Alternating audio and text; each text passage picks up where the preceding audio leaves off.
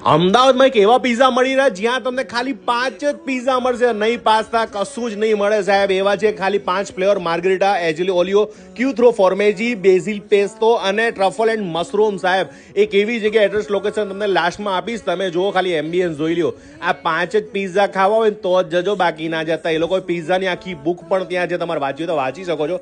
મેં મંગાવ્યા છે બેઝિલ પેસ્તો. તમે જે જોઈ રહ્યા છો કે ઓલિવ ઓઇલ ઉપરથી નાખવાનું સાહેબ, એને ટેસ્ટફુલ મજા આવે.